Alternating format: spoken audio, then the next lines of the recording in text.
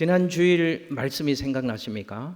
지난 주일 우리는 요한복음 3장의 말씀 니고데모라는 사람의 이야기를 통해서 신앙생활의 아주 기본이지만 중요한 내용, 거듭남의 교리, 거듭남의 진리에 대해서 하나님 주시는 말씀의 은혜를 나누었습니다.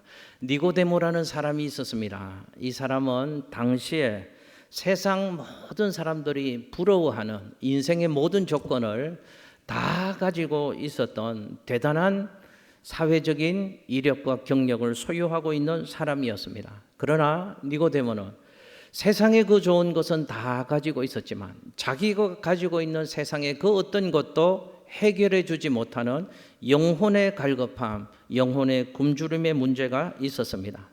그가 어느 날 자신의 인생의 빛을 보고 싶어서, 자신의 인생의 새벽이 그리워서 예수님을 갈급한 마음을 가지고 찾아오게 되어집니다. 이 사람이 사회적인 신분과 체면 때문에 사람들의 눈을 피해서 자존심 상하니까 낮에는 예수님을 찾아오지 못하고 한밤중에 홀로 예수님을 찾아왔습니다. 그렇게 어렵게 예수님을 찾아온 니고데모에게 예수님이 이렇게 단도직입적으로 말씀을 하십니다. 당신의 인생의 문제를 해결하려면, 당신 인생이 좀 더 새로운 삶을 살아가기를 원한다면 당신은 반드시 거듭나야 합니다 라고 예수님이 그가 갈급해하는 인생의 문제가 해결될 수 있는 방법을 알려주었습니다. 거듭나야만이 그 사람의 인생의 문제가 해결될 수 있다는 것입니다. 거듭나야만이 그 사람이 지금과는 전혀 다른 새로운 삶을 살아갈 수 있게 되어진다는 진리를 예수님이 이분에게 알려준 것입니다. 여러분 기억나십니까? 거듭남이 무엇입니까? 거듭남은 변화나 성장이나 개혁이나 환경 변화 정도의 개념이 아니고, 거듭남이라는 것은 영적 생명 탄생 사건이라는 것을 지난 주일에 우리는 배웠습니다. 거듭남은 예수님의 생명으로 죽었던 내 생명이 다시 태어나는 것, 이것을 거듭남이다 라고 얘기합니다. 거듭남이 무엇이라고 배웠던 기억이 나십니까? 거듭남은 초자연적인 기적의 사건이다 라고 배웠습니다.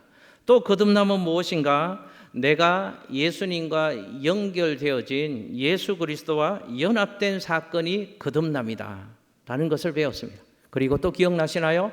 그럼 거듭남이 왜 그렇게 중요한가 라는 것을 배웠습니다. 거듭나야만이 하나님 나라를 볼 수 있고 하나님 나라에 들어갈 수 있다. 거듭나야만이 하나님의 사랑을 알 수 있고 하나님의 사랑을 받고 누리는 이 땅에서의 천국 같은 삶을 살아갈 수 있다. 그래서 거듭남이 중요하고, 그래서 누구나 반드시 거듭나야 한다라는 사실을 우리는 지난주일 말씀을 통해서 배웠습니다. 여러분, 제가 지난주일 말씀을 근거로 해서 다시금 여러분들에게 여쭤보겠습니다. 하나님 앞에서 소리 내지 말고, 혹시 대답하시는 분이 있고 대답 못 하시는 분이 있으면 우리도 자존심 상하니까 여러분의 자존심 제가 세워드리겠습니다. 소리 내지 마시고 하나님 앞에서 마음으로 대답해 보십시오. 여러분은 거듭나셨습니까? 소리 내지 말라니까요. 여러분은 거듭나셨습니까? 거듭나셨다면, 거듭남의 문제를 해결하셨다면 그 다음 해결해야 될 문제를 오늘 살펴보려고 합니다. 다시금 제가 질문 드려보겠습니다. 거듭나셨다면 지금 여러분들은 거듭난 삶을 사십니까? 오늘 이 문제를 살펴보려고 합니다. 거듭났다면 거듭난 삶을 살아가는 거듭난 사람이 되어야 하기 때문에 그렇습니다. 오늘 말씀을 통해서 거듭나는 방법과 거듭난 이후에 거듭난 삶을 우리는 어떻게 살아가야 되는가? 나는 지금 제대로 거듭난 삶을 살고 있는 그리스도인인가? 껍데기만 그리스도인인가? 그냥 형식만 그리스도인인가? 한번 점검해보는 귀한 시간이 되었으면 좋겠습니다. 먼저 거듭난 삶을 제대로 살아가기 위해서는 거듭난 생명에 대한 바른 이해가 우리에게 필요합니다. 예수님의 생명으로 내 영혼이 다시 태어날 때 우리 모두는 누구나 예외 없이 갓난 아기의 모습으로 태어났다는 사실을 우리 모두는 기억해야 합니다. 태어날 때는 누구든지 장성한 사람으로 태어나지 않는다는 것입니다. 아무리 성경의 특별한 은혜를 통해서 거듭났다 할지라도 그 사람 역시 영적으로는 갓난아기다라는 사실을 우리 모두는 이해해야 되는 것입니다. 여러분, 갓난아기로 태어났다면 이제 그 생명에게는 꼭 필요한 것이 자라남이 필요하다는 것입니다. 성장이 꼭 필요하다는 것입니다. 생명의 특징은 자라남이 있기 때문에 그렇습니다. 거듭나는 것도 중요하지만 거듭난 사람이라면 이제 또 해결해야 될 문제, 관심을 가져야 될 문제가 있습니다. 자람에 관한 문제입니다. 삶에 관한 문제입니다.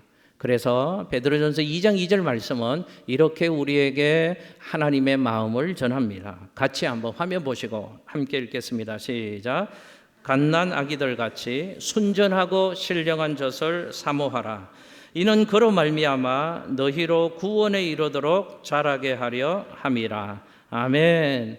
우리를 하나님의 생명으로 낳아주신 하나님이 거듭난 우리에게 기대하시는 것이 무엇인가를 베드로전서 2장 2절 말씀에서는 저렇게 얘기하고 있는 것입니다. 하나님의 생명으로, 하나님의 사람으로 우리를 낳아주신 하나님께서는 우리 모두가 갓난 아기로 지금 태어났는데 갓난 아기로 태어난 우리가 성장하고 성숙하고 자라나기를 하나님 아버지는 원하신다는 것입니다. 얼마만큼 자라나기를 원하시는가?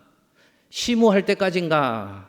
70세까지인가? 60세까지인가? 직분 받을 때까지인가? 어느 때까지 자라나기를 원하시는가? 아까 베드로전서 2장 2절 말씀 제일 뒷부분을 한 번 더 띄워주실까요? 하나님 아버지가 원하시는데 구원에 이르도록 자라게 하려 함이라. 하나님이 우리에게 성장과 성숙을 기대하시는데 어느 때까지, 얼마만큼요? 구원에 이르도록 자라나기를 하나님 아버지는 우리의 모습을 보면서 원하신다는 것입니다. 구원에 이르도록 자라기를 원하신다. 이게 무슨 의미인가? 제가 조금 더 직접적으로 설명을 드릴게요.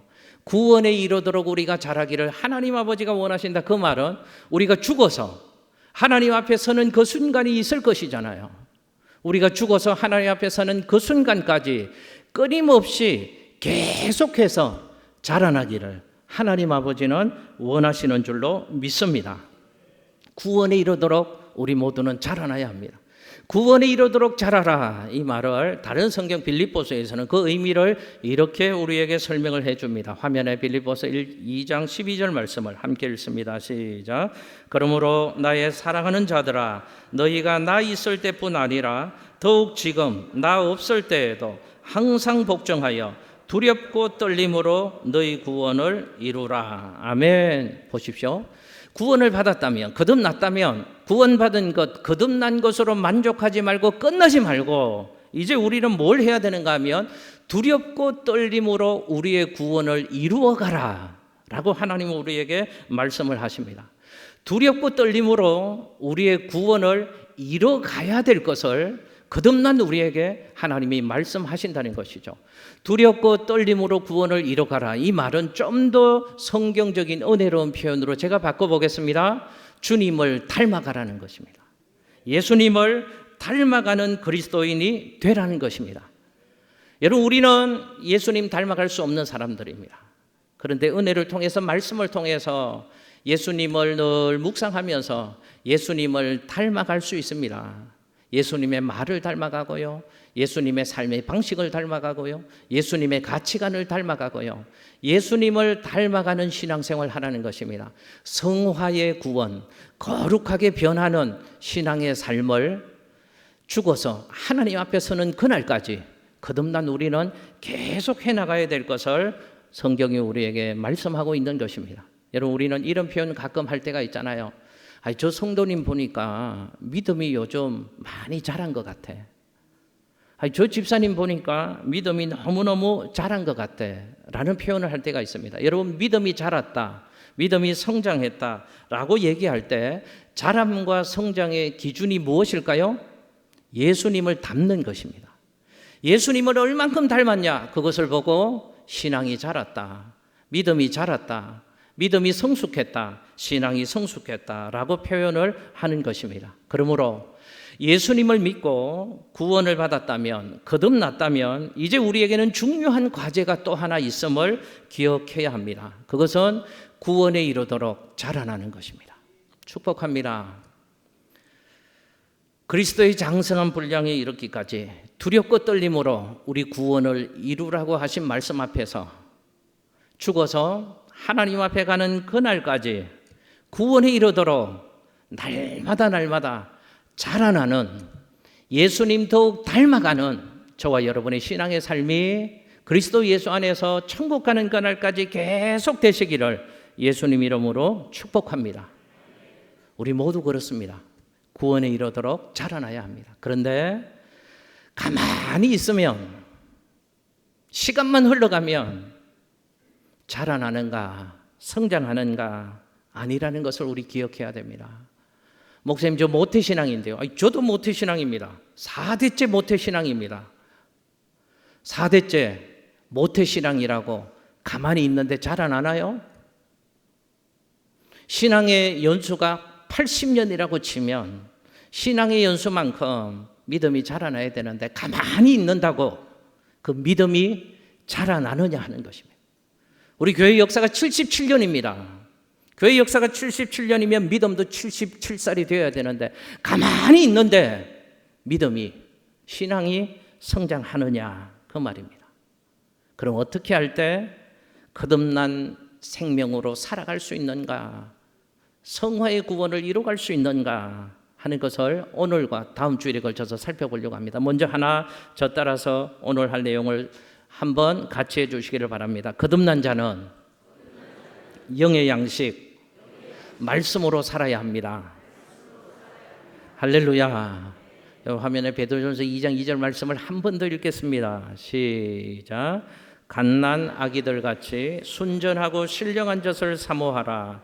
이는 그로 말미암아 너희로 구원에 이르도록 자라게 하려 함이라. 아멘. 거듭난 사람, 갓난 아기의 영적 생명을 가지고 있는 사람은 어떻게 하라고 성경이 우리에게 말씀합니까? 순전하고 신령한 젖을 어떻게 하라고요? 사모하랍니다. 여러분, 그런 삶을 살고 계시느냐 그 말입니다. 거듭났다면 예수의 생명, 영적 생명을 가진 우리들인데 우리 지금 어떻게 살고 있느냐 그 말입니다. 순전하고 신령한 젖을 사모하는 삶을 살아가야 될 것을 말씀합니다. 순전하고 신령한 젖은 무엇일까요? 하나님의 말씀을 의미하는 것입니다. 잠언 30장 5절 말씀 화면을 통해서 같이 한번 읽겠습니다. 시작.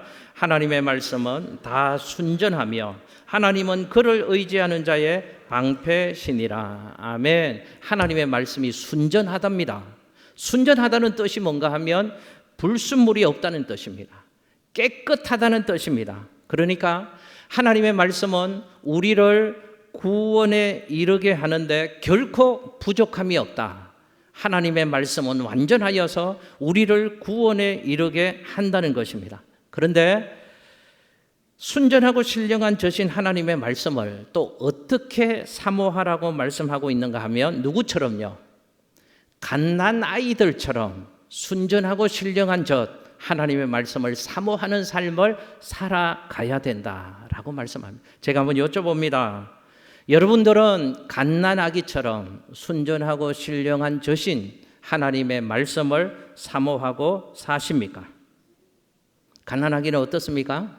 태어나자마자요, 누가 가르쳐 주지 않았는데요, 누구한테 교육받지도 않았는데요, 태어나자마자 누구의 젖을 찾습니까? 엄마 젖 찾습니다. 그리고 빨아먹기 시작합니다. 그러면서 먹는 만큼 생명의 역사가 그 아이 가운데 일어나는 것을 볼 수 있습니다. 제가 한번 여쭤볼게요. 왜 갓난아기는 가르쳐 주지 않았죠? 그게 참 신기합니다. 학원에서 배운 적도 없고 유치원에서 너 태어나자마자 엄마 저 찾고 그 다음 빨고 그거 꼭 먹어야 된다, 교육받지 않았습니다. 그런데 태어나자마자 그렇게 합니다. 생명 본능입니다. 본능적으로 그렇게 하는 것입니다. 왜요? 갓난아기는 엄마의 젖을 먹어야만 살 수 있기 때문에 생존 본능적으로 엄마의 젖을 찾고 엄마의 젖을 사모하면서 엄마의 젖을 먹고 생명의 역사를 그 아기는 경험하게 되어지는 것입니다. 보십시오. 하나님의 말씀이 갓난 아기에게 젖과 같다라는 말은 무슨 뜻인가 하면 하나님의 말씀이 우리 삶의 비타민이 아니라는 뜻입니다. 하나님의 말씀이 우리 삶의 건강 보조제가 아니라는 말씀입니다.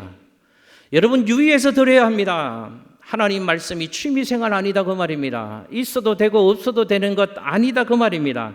하나님의 말씀은 내 영혼의 양식입니다. 내 영혼의 생명 양식입니다.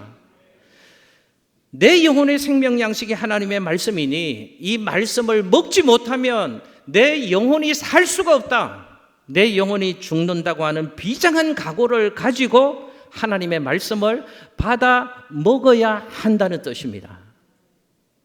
목마른 사슴이 신의 물을 찾기에 갈급함 같이 간절함을 가지고 하나님의 말씀을 받아 먹어야 된다고 성경은 우리에게 교훈하고 있습니다.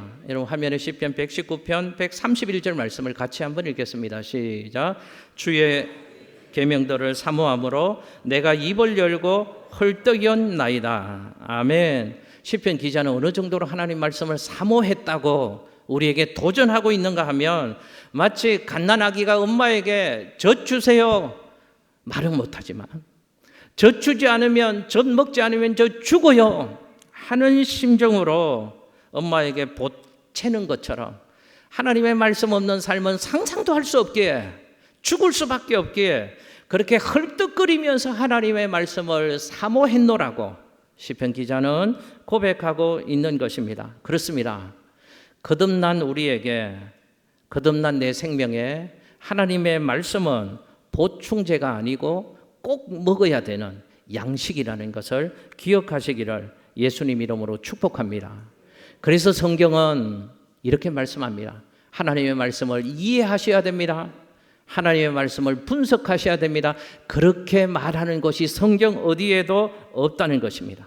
성경 보십시오. 성경 어디에도 하나님의 말씀을 이해하십시오.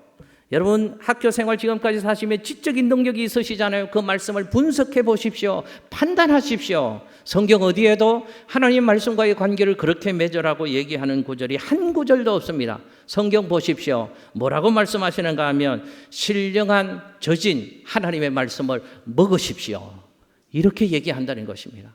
요 화면에요 예레미야 15장 16절 말씀을 같이 한번 읽습니다. 시작. 만군의 하나님 여호와시여 나는 주의 이름으로 일컬음을 받는 자라. 내가 주의 말씀을 얻어 먹었사오니 주의 말씀은 내게 기쁨과 내 마음의 즐거움이오나. 아멘. 할렐루야. 하나님의 말씀을 내가 어떻게 했다고 표현을 합니까? 먹었다고 표현을 합니다. 하나님의 말씀을 분석하고 이해하고 판단하는 것이 아니고 하나님의 말씀은 먹는 것이다 그 말입니다. 하나님의 말씀을 먹었더니 어떤 일들이 일어난다고요? 내 마음에 기쁨이 생기더라는 것입니다. 내 마음의 즐거움이 하나님 말씀을 먹으니까 생겨나게 되더라 하는 것입니다. 여러분 하나님이 에스겔 선지자를 부르실 때 이렇게 말씀하셨습니다. 화면에요 에스겔 3장 1절 말씀을 같이 한번 읽겠습니다. 시작. 또 그가 내게 이르시되 인자야 너는 발견한 것을 먹어라. 너는 이 두루마리를 먹고 가서 이스라엘 족속에게 말하라 하시기로. 아멘. 잘 보십시오. 하나님이 하나님의 사람을 부르는데 너는 말씀을 이해해라. 너는 말씀을 분석해라. 그리고 그 말씀 가지고 가서 하나님의 백성들을 이해시켜라. 이렇게 말씀하시지 않으셨다는 것입니다. 구약의 두루마리는 하나님의 말씀을 의미하는 것입니다. 그러니까 하나님의 말씀을 네가 먼저 먹으라는 것입니다. 네가 먹고 하나님의 백성들에게 이 말씀을 전하라고 말씀하시는 것입니다. 기억하십시오. 하나님의 말씀을 성경 어디에도 이해해라, 분석해라 말씀하시지 않습니다. 먹으라고 말씀하신다는 것입니다. 왜냐하면 하나님의 말씀은 우리의 영혼을 자라게 하는 생명 양식이기 때문에 그렇습니다. 우리 영혼을 살게 하는 신령한 젖이기 때문에 하나님의 말씀을 먹어야 된다라고 성경은 우리에게 교훈하고 있다는 것입니다. 여러분 베드로전서 2장 2절 말씀을 한 번 더 읽겠습니다. 시작. 갓난 아기들 같이 순전하고 신령한 젖을 사모하라. 이는 그로 말미암아 너희로 구원에 이르도록 자라게 하려 함이니라. 아멘. 여러분 잘 생각해 보셔야 합니다. 기억하셔야 됩니다. 왜 우리가 신령한 저신 하나님의 말씀을 사모해야 되는가? 내가 신령한 저신 하나님의 말씀을 사모하는 만큼, 하나님의 말씀을 가까이 하는 만큼 구원에 이르도록 내가 자라날 수 있기 때문에 그렇습니다. 왜 신령한 저신 하나님의 말씀을 사모하고 말씀을 가까이 하라고 하는가 하면, 말씀은 영혼의 거울이기 때문에 그렇습니다. 영혼의 거울에 비춰볼 때 우리 영혼의 쓰레기들을 버릴 수 있기 때문에 그렇습니다. 그래서 거룩한 삶을 살 수 있기 때문에 그렇습니다. 여러분, 우리가 뭐가 묻으면 정돈하잖아요. 고칠 수 있잖아요. 우리 영혼의 거울이 하나님 말씀이라는 것을 기억하십시오. 말씀의 거울에 날마다 우리를 좀 비춰봐야 합니다. 내가 얼마나 못됐는지, 내가 얼마나 무지한지, 내가 얼마나 완고한지 말씀으로만 비춰볼 때 볼 수 있습니다. 그리고 고쳐나가는 것이죠. 영혼의 쓰레기를 버릴 수 있는 것입니다. 왜 신령한 저신 하나님의 말씀을 사모하고 하나님의 말씀을 가까이 하라고 말씀하는가 하면, 기억하십시오. 말씀은 유리창으로서의 기능이 있기 때문에 그렇습니다. 하나님 말씀을 통하여 지혜를 공급받고 세상을 성공적으로 살아갈 수 있기 때문에 그렇습니다. 하나님 말씀을 통하여 내가 걸어가야 될 인생의 길을 발견할 수 있기 때문에 그렇습니다. 그래서 시편 119편 105절 말씀에 주의 말씀은 내 발의 등이요 내 길의 빛이라고 말씀하신 것입니다. 말씀으로, 말씀의 창으로 우리 인생을 살펴볼 수 있어야 한다는 것입니다. 왜 우리가 신령한 저신 하나님의 말씀을 사모해야 되는가? 하나님 말씀을 먹지 않으면 우리의 영이 죽기 때문에 그렇습니다. 하나님 사람으로 도저히 살 수 없기 때문에 그렇습니다. 그래서 예수님은 마태복음 4장 4절에서 이렇게 말씀하십니다. 함께 읽습니다. 시작. 예수께서 대답하여 이르시되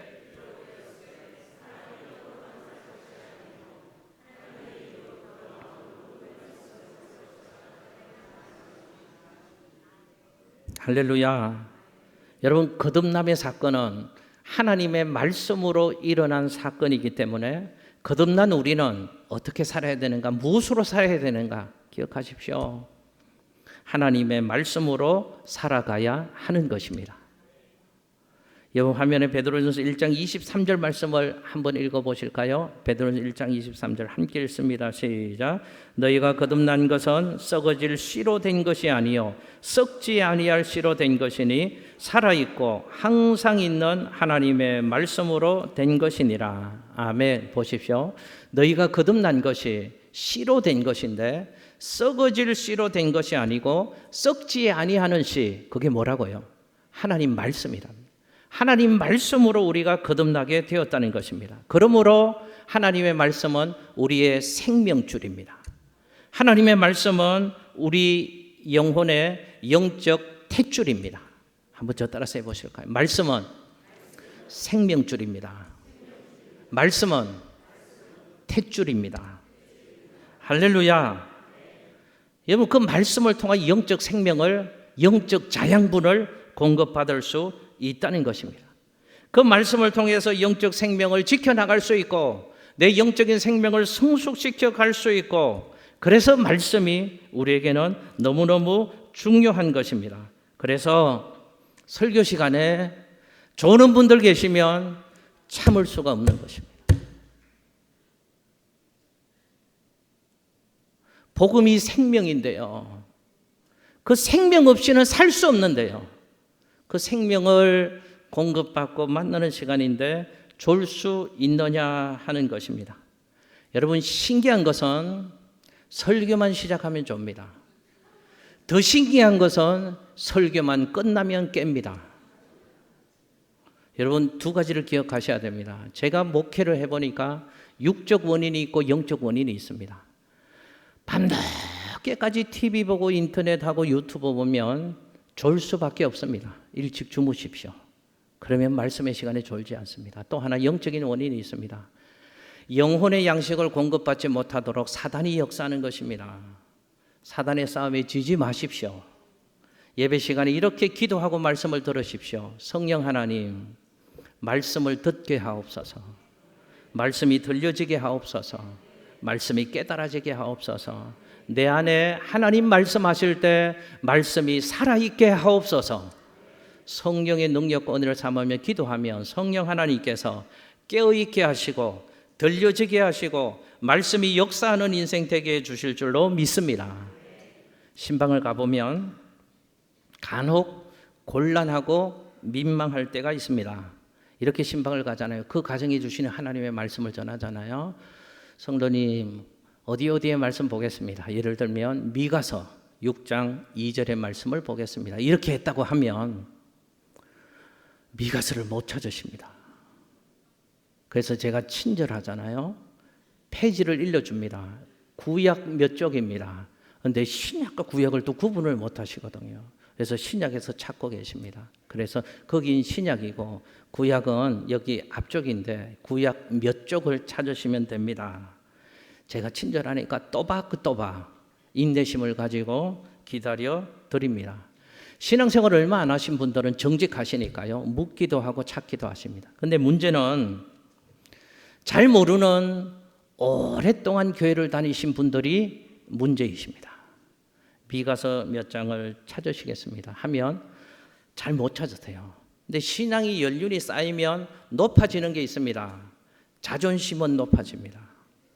그래서 처음 나오신 분들은 모르면 인정을 하고 묻는데 묻지도 않으십니다. 이제 그리고 적당한 것을 그냥 내 나름대로 펼치십니다. 자꾸 찾으려니까 시간이 걸리니까 적당한 데를 펼치십니다. 그러면 저는 압니다. 구약이 어딘지 신약이 아닌지 이렇게 보면 제가 알잖아요. 이 구약을 펴면 신약 쪽 말고 구약 쪽에서 그 성경이 펼쳐 있어야 되는데 신약을 펼쳐 놓으셔서는 찾으신 척을 합니다. 그런데 오랜 신앙생활 하면 교회에 노숙해지잖아요. 이렇게 건들건들 흔드십니다. 주여 주여 이러고 있었습니다. 그런데 엉뚱한 것을 펼쳐놓고 기다리고 계십니다.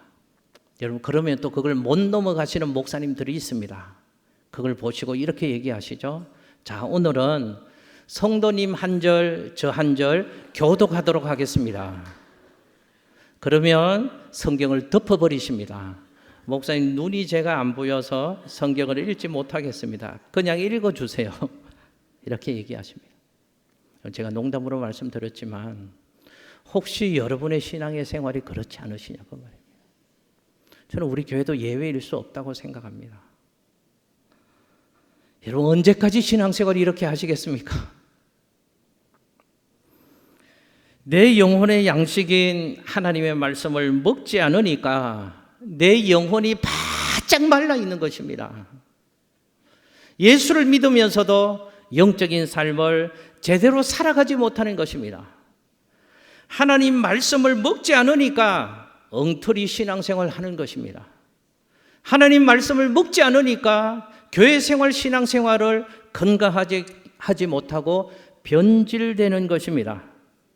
신앙생활을 하나님 말씀을 먹으면서 하지 못하니까 내 건강한 믿음으로 교회 생활, 신앙생활을 하지 못하고 이성으로 신앙생활합니다. 논리로 신앙생활합니다. 내 나름대로 내 기준으로 내 감정으로 내 경험으로만 신앙생활 하는 것입니다. 그러니 거듭난 자의 영적인 기쁨, 영적인 생명의 역사, 영적 에너지를 전혀 발휘하지 못하고 성도라는 이름만 가지고 그날 똑같은 신앙의 삶을 10년, 20년, 30년 또 터무니없이 반복하는 신앙의 삶을 살아가고 있는 것 아니냐 그 말입니다. 기억하십시오. 말씀으로 난 사람은 말씀으로 살아야 합니다. 영의 양식을 먹으시기를 바랍니다. 하나님 말씀을 들으시기를 바랍니다. 하나님 말씀을 읽으시기를 바랍니다. 하나님 말씀을 묵상하시기를 바랍니다. 말씀을 적용하시기를 바랍니다. 말씀을 삶에서 지키며 사시기를 바랍니다. 그래서 내 삶에서 내 삶이 말씀이 되게 하는 거듭난 자의 삶을 멋있게 살아가시는 우리 사랑하는 성도님들 되시기를 예수님 이름으로 축복합니다. 저는 우리 성도님들이 복 있는 분들 되시기를 원합니다. 여러분 성경의 시편에 복 있는 인생에 관하여 말씀하시는데 그 시편 150편의 결론의 말씀이 시편 1편 1절에서 3절에 있는 말씀입니다. 마지막으로 화면을 보시고 시편 1편 1절에서 3절의 말씀을 같이 한번 읽겠습니다. 시작. 복 있는 사람은 악인들의 길을 따르지 아니하고 죄인들의 길에 서지 아니하며 오만한 자의 자들에 앉지 아니하고 오직 여호와의 율법을 즐거워하여 그 율법을 주야로 묵상하는도다. 그는 시냇가에 심은 나무가 철을 따라 열매를 맺으며 그 잎사귀가 마르지 아니한 같으니 그가 하는 모든 일이 다 형통하리로다. 아멘. 할렐루야. 시냇가에 심은 나무 같은 인생, 철철이 맺어야 될 인생의 열매를 맺는 인생, 환경과 계절에 영향을 받지 않는 인생, 시냇가에 심은 나무 같은 인생 되라고 성경은 우리에게 말씀하십니다. 시냇가에 뿌리를 깊이 받고 있는 나무는요 전혀 상관이 없습니다. 요동하지 않습니다. 우리 인생의 뿌리를 하나님의 말씀에 박으라는 것이죠. 오직 여호와의 율법을 즐거워하며 묵상하라는 것입니다. 말씀을 듣고 읽을 때 분석하고 판단하려고 하지 마십시오. 그냥 받아 먹으십시오. 그 말씀이 우리를 살려주실 것입니다. 축복합니다. 말씀으로 사시기를, 말씀을 가까이 하시기를, 말씀이 삶이 되게 하시기를 예수님 이름으로 축복합니다. 기도하겠습니다.